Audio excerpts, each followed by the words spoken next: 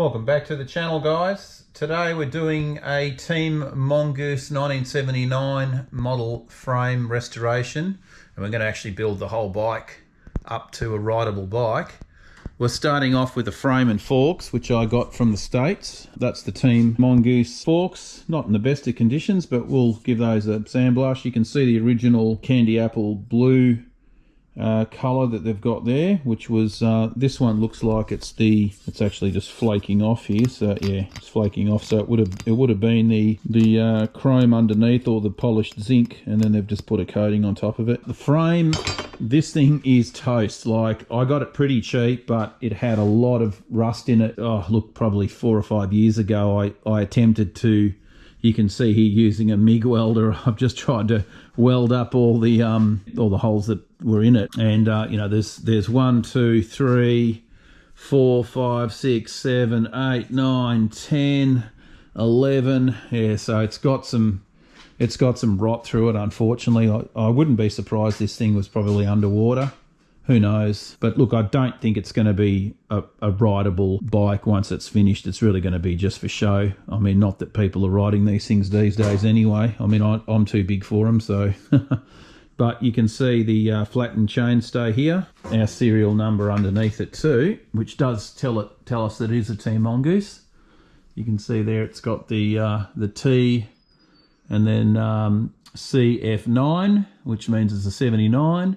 And then 79, and then 17,928. Yeah, so it needs a lot of work. It needs a lot of work. So what I'm probably going to do here is just try and linish this back, and then any holes that we find from now on, I'll just use the TIG welder to weld them up. Now, obviously, it is a full chromoly frame.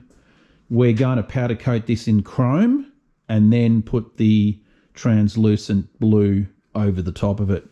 So it's going to have to be a 2-part stage, because there's no way, if I didn't have these, repairs on it, what I would have done is polished the nickel up and then just put the translucent blue over it. But unfortunately, I won't be able to do that now, because we're going to be adding mild steel to these repaired areas.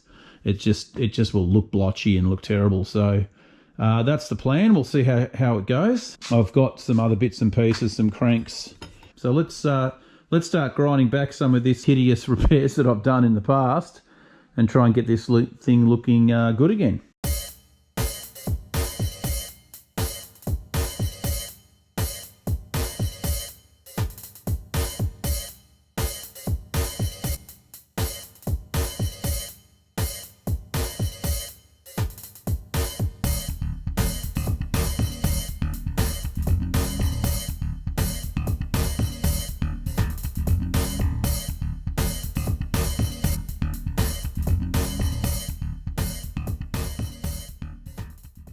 Righto, so I've done a little bit more sanding. You can see here we're starting to get there.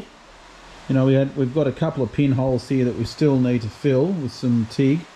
This is probably the worst of it. You can see the shape's quite distorted, and I filled it as best I could, but the pipe itself isn't right. So we're going to have to rectify. I was actually going to cut this section out completely and weld a new piece in, but it's 25 by 1.2 and it's really hard to find. So and I thought, look, you know what, going and chopping it's probably going to be a little bit too radical for flexing and bending and not getting it back together again properly. So I think what I'm going to do here is just try and fill these little dips. So I've got to find out where the low spots are and try to fix it as best I can, I suppose.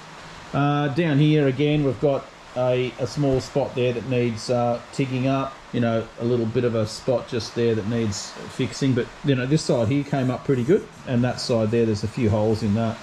Like I said, this thing is really roached. It's I reckon it was sitting at the bottom of a lake or something, and it's probably rusted from the inside out. But hey, if I can save it, I'll save it. So all right, we'll continue on.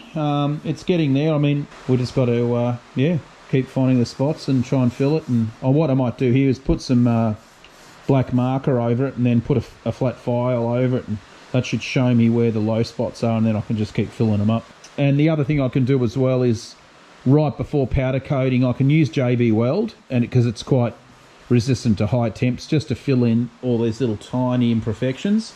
Like I said, it's going to have chrome over it, so it's not really going to matter too much.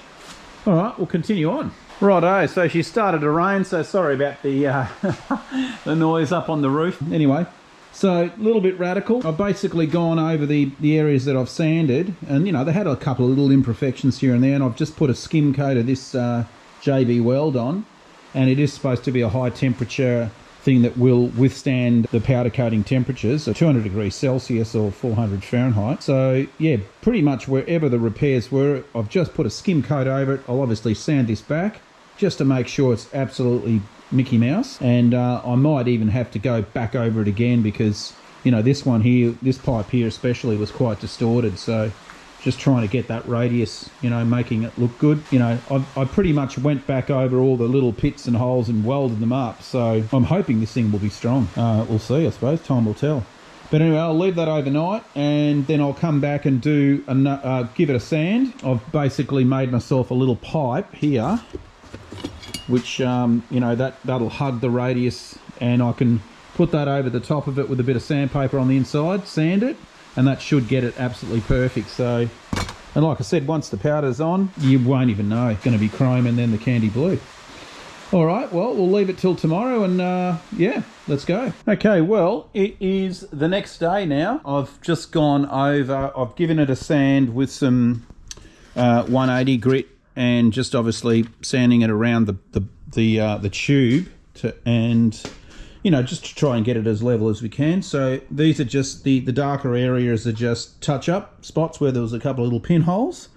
But all in all, the profile of that came out fantastic. Really happy with that. So I think once the chrome powder goes on, and then obviously that gets cured, well, partially cured, and then we put the candy blue on, it should seal up and hide most of these little imperfections. So there, you know, I've gone over them as best as I could. But, you know, it's only a really skim coat over anything that's porous in those welds. But, yeah, it's looking good. It's actually sanded up really nice.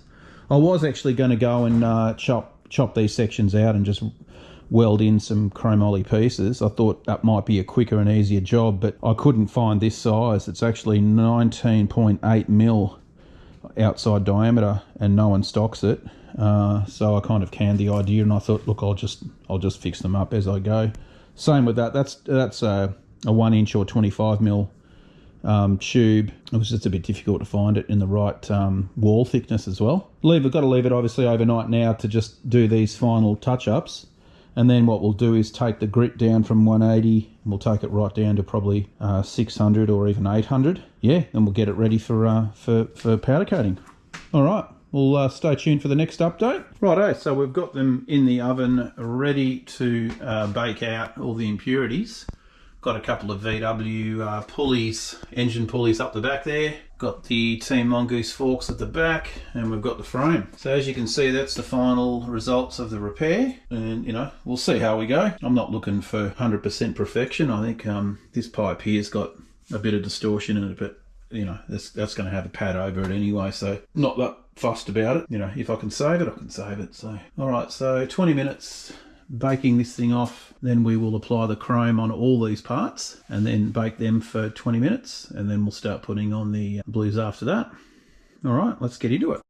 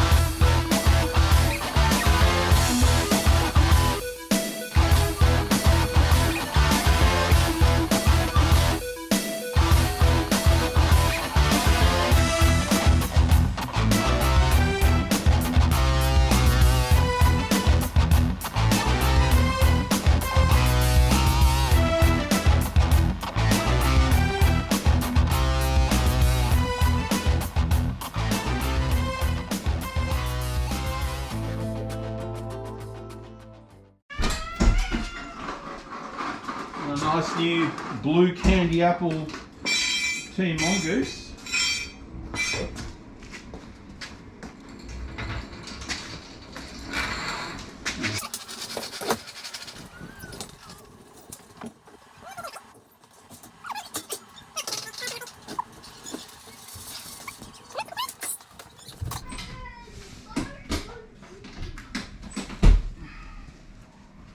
Righto, beautiful. Let's fix that up. Yeah, very nice. All right, we can leave that now. Beautiful candy apple, just exactly the shade I wanted too. There you go, so you can see all those repaired areas that were pretty badly rusted. Cannot even tell. Okay guys, so that's the end of part one. Be sure to stick around for part two coming soon, and if you haven't subscribed, please do. Cheers guys.